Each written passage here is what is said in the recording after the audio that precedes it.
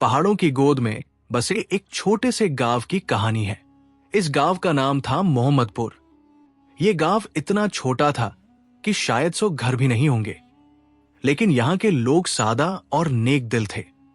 इसी गांव में एक बेवा विधवा औरत रहती थी जिसका नाम आमना था। आमना की उम्र लगभग 35 साल की थी। उसके चेहरे पर फिक्र की लकीरें थी, लेकिन आंखों में एक नूर था। वो नूर सब्र और ईमान का था। आमना के 2 बच्चे थे, बेटा हसन जो 10 साल का था और बेटी फातिमा जो 8 साल की थी। दोनों बच्चे बहुत प्यारे थे। हसन जीन बुद्धिमान था और फातिमा बहुत मासूम। आमना के शौहर का नाम जलाल था।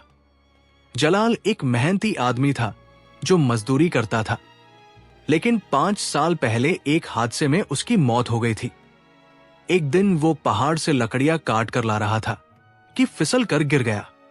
जलाल की मौत के बाद आमना की दुनिया उजड़ गई। वो अकेली रह गई थी, 2 छोटे बच्चों के साथ। कोई कमाने वाला नहीं था। आमना के ससुराल वाले दूर शहर में रहते थे और उन्होंने कोई मदद नहीं की। आमना के अपने माता पिता भी गुजर चुके थे, लेकिन आमना ने हिम्मत नहीं हारी। उसने फैसला किया कि वो खुद काम करेगी और अपने बच्चों को पालेगी। आमना ने लोगों के घरों में काम करना शुरू किया। सुबह सवेरे वो उठती, फजर की नमाज पढ़ती, फिर बच्चों के लिए नाश्ता बनाती। हसन और फातिमा को खिलाकर वो काम पर निकल जाती। आमना का पहला काम बीबी सकीना के घर पर था। बीबी सकीना गांव की एक बुजुर्ग महिला थी। आमना उनके घर में सफाई करती, कपड़े धोती। फिर वो मलिक साहब के घर जाती, वहां बर्तन मांजती, फर्श पोंछती। दोपहर तक आमना 3-4 घरों में काम करती। उसके हाथ सख्त हो गए थे, कमर में दर्द रहता था, लेकिन वो रुकती नहीं थी। जो कुछ पैसे मिलते, आमना बहुत एहतियात, सावधानी से खर्च करती। आटा, दाल, नमक, बस जरूरी चीजें। कभी कभार थोड़ा सा गोश्त, मांस ले आती बच्चों के लिए। शाम को जब आमना घर आती तो थकी हुई होती, लेकिन जब हसन और फातिमा दौड़कर उससे लिपटते तो सारी थकान दूर हो जाती। अम्मी, आप कहाँ थी? फातिमा पूछती। बेटा, काम पर थी। तुम दोनों कैसे हो? आमना पूछती। हम ठीक हैं अम्मी, लेकिन हमें आपकी याद आती है, हसन कहता। आमना का दिल भर आता। काश वो बच्चों के साथ ज्यादा वक्त गुजार पाती। रात को आमना खाना बनाती, सादा खाना, रोटी और दाल, कभी कभी सब्जी, लेकिन आमना हमेशा कोशिश करती कि बच्चों को पेट भरकर खिलाए। खाने के बाद आमना बच्चों को कहानियां सुनाती, नबियों की कहानियां, सहाबा की कहानियां। बच्चे बड़े शौक से सुनते। फिर आमना उन्हें सुलाती और खुद नमाज पढ़ने बैठ जाती। हर नमाज में आमना लंबी दुआ करती। उसके आंसू बहते रहते। ए अल्लाह, मेरे बच्चों को संभाल, उनकी हिफाजत फरमा, उन्हें अच्छी तालीम, शिक्षा नसीब फरमा, मेरी मदद फरमा। आमना कभी शिकायत नहीं करती थी। वो जानती थी कि अल्लाह उसकी तकलीफ देख रहा है, लेकिन जिंदगी आसान नहीं थी। एक दिन की बात है, सर्दियों का मौसम था, ठंड बहुत थी। आमना के पास बच्चों के लिए गर्म कपड़े नहीं थे। हसन और फातिमा पुराने कपड़ों में लिपटे हुए थे। रात को ठंड की वजह से उन्हें नींद नहीं आती थी। आमना उन दोनों को अपने सीने से लगाकर सुलाती, खुद ठंड में कांपती रहती, लेकिन बच्चों को गर्मी देती। फिर एक और मुसीबत आ गई। एक सुबह हसन को तेज बुखार आ गया। उसका शरीर गर्म था, वो बेचैन था। आमना ने उसके माथे पर हाथ रखा। हसन, तुम्हें क्या हुआ बेटा? अम्मी, मुझे बहुत तकलीफ हो रही है, सर में दर्द है, हसन ने कमजोर आवाज में कहा। आमना परेशान हो गई। उसने हसन को पानी से ठंडा करने की कोशिश की, लेकिन बुखार कम नहीं हो रहा था। फातिमा डर गई। अम्मी, भाई को क्या हो गया? कुछ नहीं बेटा, बस थोड़ा बुखार है, ठीक हो जाएगा। आमना ने तसल्ली दी, लेकिन खुद बहुत परेशान थी। दिन भर हसन का बुखार नहीं उतरा, शाम तक उसकी हालत और खराब हो गई। आमना ने सोचा कि डॉक्टर के पास ले जाना होगा, लेकिन उसके पास पैसे नहीं थे। उसने अपनी जेब टटोली, सिर्फ कुछ सिक्के थे जो कल के खाने के लिए थे। आमना ने सोचा, डॉक्टर की फीस कैसे दूंगी, दवाई के पैसे कहां से लाऊंगी? लेकिन बेटे की जान ज्यादा अहम थी। आमना ने हसन को उठाया और गांव के हकीम के पास ले गई। हकीम साहब ने देखा और कहा, बुखार तेज है, दवाई चाहिए, कितने पैसे लगेंगे? आमना ने पूछा। 100 रुपए, हकीम ने कहा। आमना के पास सिर्फ 50 रुपए थे। हकीम साहब, मेरे पास अभी 50 ही है, बाकी कल दे दूंगी। आमना ने मिन्नत की। हकीम ने इनकार कर दिया। पहले पूरे पैसे लाओ, फिर दवाई लो। आमना का दिल बैठ गया। वो हसन को गोद में लिए वापस आई। घर आकर आमना ने हसन को लिटाया। हसन की हालत बहुत खराब थी। वो बड़बड़ा रहा था। फातिमा रो रही थी, अम्मी, भाई को बचा ले। आमना ने फातिमा को संभाला। बेटा, अल्लाह पर भरोसा रखो। लेकिन आमना खुद बहुत डरी हुई थी। रात हो गई। आमना ने बच्चों को सुलाया, फिर वो नमाज पढ़ने बैठ गई। उस रात आमना ने बहुत लंबी नमाज पढ़ी, फिर सजदे में गिर गई और फिर वो रोई, बहुत रोई। ए अल्लाह, मेरे बेटे को बचा ले। मेरे पास कुछ नहीं है, न पैसे हैं, न कोई सहारा, लेकिन तू है, तू सब कुछ कर सकता है। आमना के आंसू जमीन पर गिर रहे थे। ए अल्लाह, मैंने कभी शिकायत नहीं की, मैंने सब्र किया, लेकिन अब मेरा बेटा मर जाएगा। उसे बचा ले, मेरी जान ले ले, लेकिन मेरे बेटे को बचा। आमना की आवाज कांप रही थी। ए अल्लाह, तू मददगार है, तू रहम करने वाला है, मेरी मदद फरमा, मेरे बेटे को शिफा दे। आमना घंटों सजदे में रही, रोती रही, दुआ करती रही। आखिर में थक कर वो वहीं सो गई। लेकिन आमना को क्या पता था कि अल्लाह उसकी दुआ सुन रहा है। अल्लाह को अपने नेक बंदों से मोहब्बत होती है, और आमना जैसी साबिर, धैर्यवान, मेहनती और नेक दिल औरत की दुआ रद्द नहीं होती।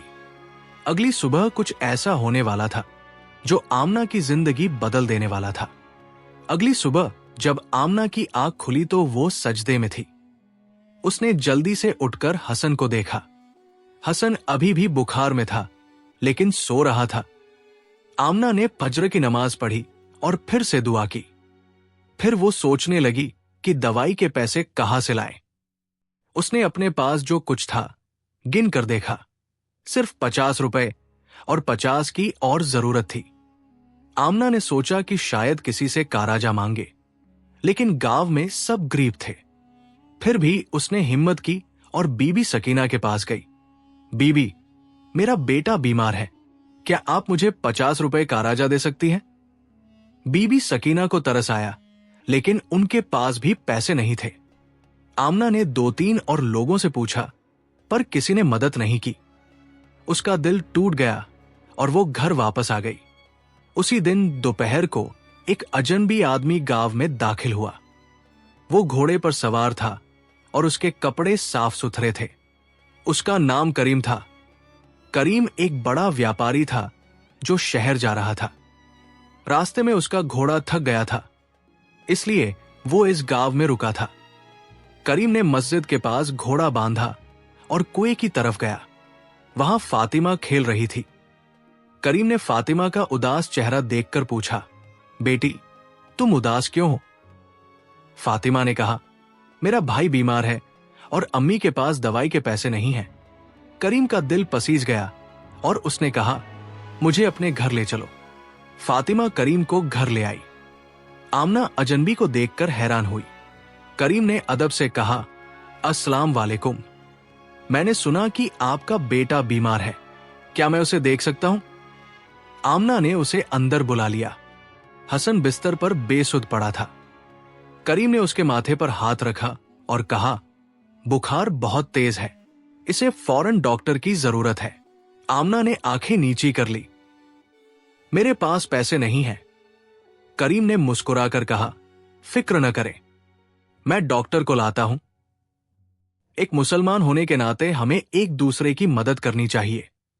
करीम फौरन हकीम को ले आया, फीस अदा की और बाजार से फल और अच्छी खुराक भी मंगवाई। आमना की आंखों में आंसू आ गए। मैं आपका शुक्रिया कैसे अदा करूं? करीम ने कहा, शुक्रिया अल्लाह का करें, मैं तो सिर्फ एक जरिया, साधन हूं। करीम ने आमना की पूरी कहानी सुनी और शाम को चलते समय कुछ पैसे उसे थमा दिए। आमना के मना करने पर उसने कहा, इसे काराजा समझ कर रख ले, जब हालात बेहतर हो तो लौटा दीजिएगा। अगले कुछ दिनों में हसन की तबीयत सुधर गई और वो बिल्कुल ठीक हो गया। आमना ने अल्लाह का शुक्र अदा किया। एक हफ्ते बाद करीम दोबारा गांव आया। हसन को ठीक देखकर वो खुश हुआ। उसने आमना से कहा, मैं शहर में रहता हूं, मेरी बूढ़ी मां है और मेरी बीवी का इंतकाल हो चुका है। मुझे एक नेक और मेहनती औरत की तलाश है जो मेरी मां की देखभाल कर सके। क्या आप ये काम करेंगी? मैं आपको अच्छी तनख्वाह दूंगा, रहने की जगह दूंगा और आपके बच्चों को स्कूल में दाखिल करवा दूंगा। यह सुनकर आमना की आंखों में उम्मीद की चमक आ गई। वाकई आप मेरे बच्चों को पढ़ाएंगे? आमना ने पूछा। करीम ने हां में सिर हिलाया। आमना तैयार हो गई।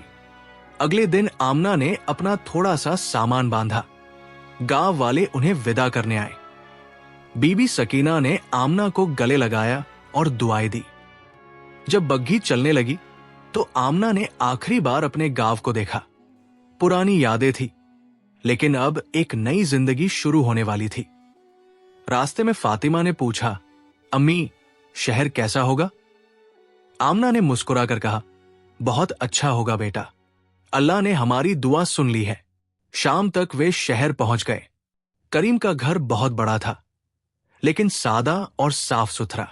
जब आमना और उसके बच्चे करीम के घर पहुंचे तो उन्हें एक नई दुनिया नजर आई। ये घर बहुत बड़ा था, संगमरमर के फर्शा, ऊंची दीवारें और बड़े बड़े कमरे, लेकिन सब कुछ सादा और साफ सुथरा था।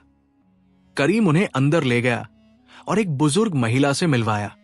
ये मेरी मां है, इनका नाम जैनब है। करीम ने परिचय करवाया। जैनब की उम्र 70 साल से ज्यादा थी। सफेद बाल और झुर्रियों वाला चेहरा, लेकिन आंखों में एक नरमी थी। आमना ने अदब से सलाम किया। जैनब ने मुस्कुराकर कहा, खुशामदीद, स्वागत है बेटी, अब से ये तुम्हारा ही घर है। करीम ने आमना को एक साफ सुथरा कमरा दिया। आमना हैरान थी, क्योंकि गांव में उनकी पूरी झोंपड़ी इस एक कमरे से भी छोटी थी।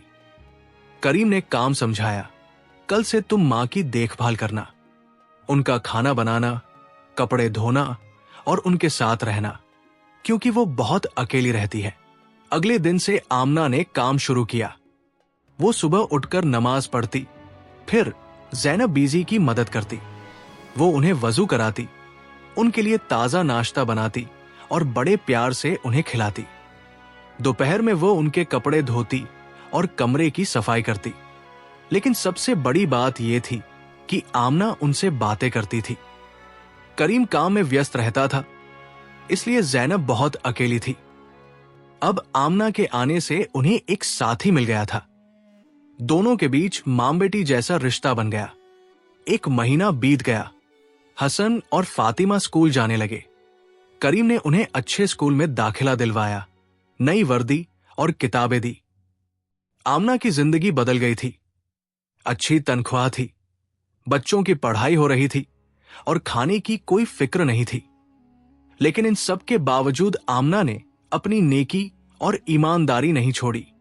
एक दिन जैनब ने सोचा कि आमना की परीक्षा ली जाए।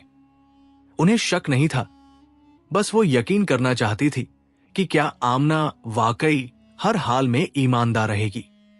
एक सुबह जब आमना बाजार गई थी, जैनब ने अपने बिस्तर के नीचे सोने के कीमती जेवर, हार, कंगन और अंगूठियां छिपा दिए।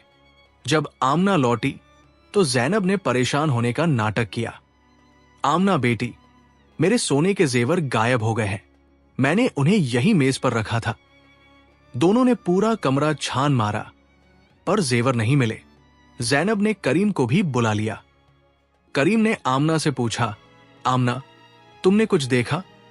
आमना ने घबराकर कहा, नहीं, अल्लाह की कसम, मैंने कुछ नहीं लिया। जैनब ने कहा, एक बार आमना का कमरा तलाश, सर्च करो। यह सुनकर आमना को बहुत दुख हुआ, पर उसने सब्र किया और करीम को अपना कमरा और सामान देखने दिया। कमरे में कुछ नहीं मिला। करीम को शर्मिंदगी महसूस हुई और उसने माफी मांगी, लेकिन आमना की आंखों में आंसू थे। उसे इस बात का दुख था कि उस पर शक किया गया। उसने रात भर नमाज पढ़कर अल्लाह से मदद मांगी।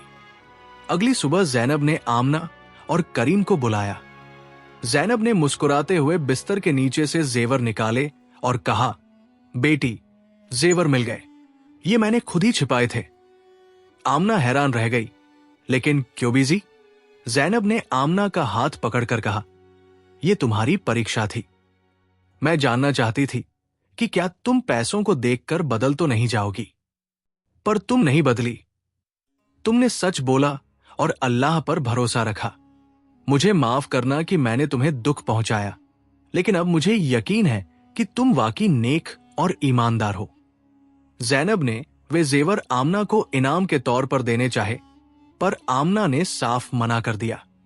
जैनब ने जोर देकर कहा, इसे मेरी तरफ से तोहफा समझकर रख लो। करीम भी बहुत खुश था। उस दिन के बाद से जैनब और आमना का रिश्ता और भी गहरा और मजबूत हो गया। आमना की ईमानदारी की परीक्षा के बाद जैनब बीबी का उस पर भरोसा बहुत बढ़ गया। वे आमना को अपनी बेटी की तरह समझने लगी। एक दिन जैनब ने अपने बेटे करीम को बुलाया और कहा, करीम बेटा, आमना बहुत नेक और ईमानदार है। उसने मेरी सेवा में कोई कमी नहीं छोड़ी। उसे इनाम मिलना चाहिए। करीम ने जवाब दिया, अम्मी जान, मैं उसे तनख्वाह दे तो रहा हूं। जैनब बोली, बेटा, तनख्वाह तो उसका हक है, लेकिन उसकी नेकी का इनाम अलग होना चाहिए। और सुनो, उसके बच्चों की पढ़ाई का खास ख्याल रखना। अगले दिन करीम ने आमना को बुलाकर कहा, आमना, मेरी मां तुमसे बहुत खुश है। तुम्हारी तनख्वाह दोगुनी की जाती है और हसन और फातिमा की पढ़ाई का सारा खर्च, किताबें, वर्दी, फीस अब मैं उठाऊंगा। आमना की आंखों में खुशी के आंसू आ गए और उसने कहा, अल्लाह आपको इसका बेहतरीन बदला दे। वक्त गुजरता गया।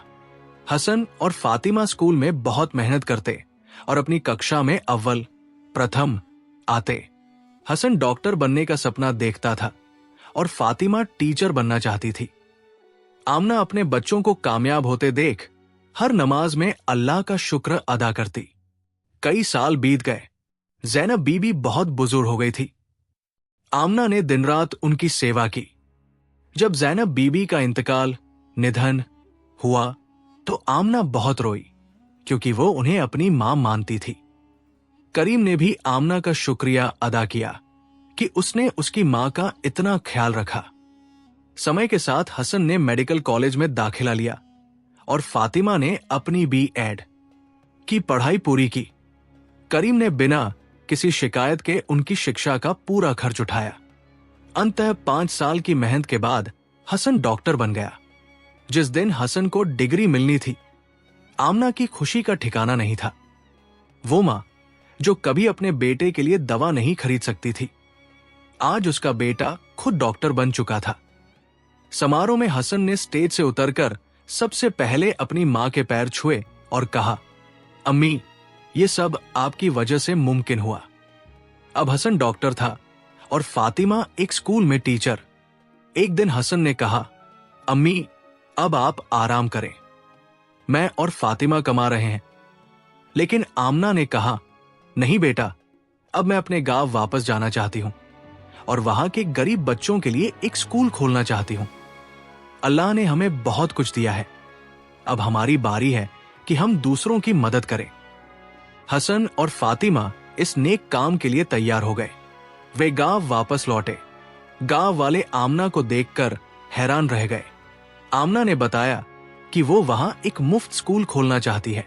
हसन ने जमीन खरीदी और कुछ ही महीनों में एक खूबसूरत इमारत तैयार हो गई, जिसका नाम नूरुल इल्म स्कूल रखा गया। पहले ही दिन गांव के 50 गरीब बच्चे आए। आमना ने उन्हें मुफ्त किताबें और वर्दियां दी। हसन ने गांव में एक छोटा सा क्लिनिक भी खोला जहां वो गरीबों का मुफ्त इलाज करने लगा। आमना की दुआ पूरी तरह कबूल हो चुकी थी। उसकी मेहनत रंग लाई थी, लेकिन उसने कभी घमंड नहीं किया। वो हमेशा यही कहती, ये सब अल्लाह का करम है। 20 साल गुजर गए। आमना अब बुजुर्ग हो गई थी। उसके बाल सफेद हो गए थे और चेहरे पर झुर्रियां पड़ गई थी, लेकिन उसकी आंखों में वही नूर और वही सुकून था। हसन अब एक बड़ा डॉक्टर था।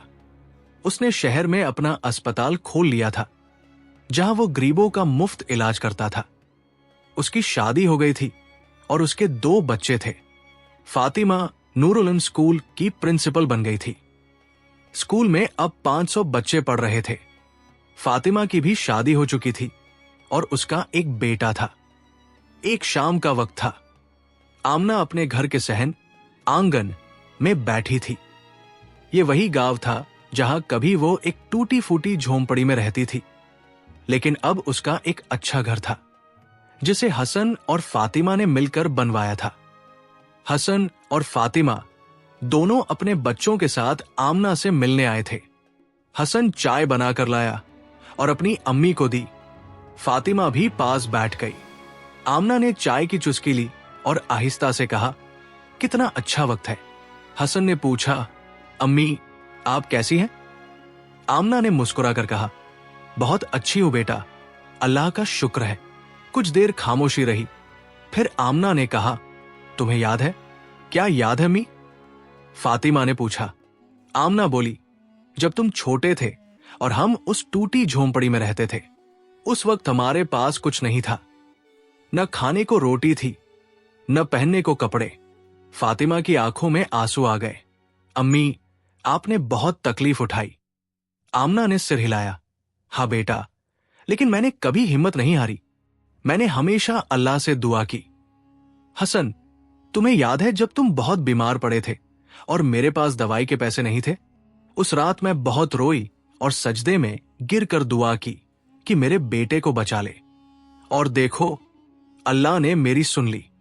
अगले दिन करीम साहब आए, जिन्हें अल्लाह ने ही हमारी मदद के लिए भेजा था। फातिमा ने कहा, अम्मी करीम साहब ने हम पर बहुत एहसान किया। आमना ने जवाब दिया, हाँ बेटा, लेकिन असल एहसान तो अल्लाह का था।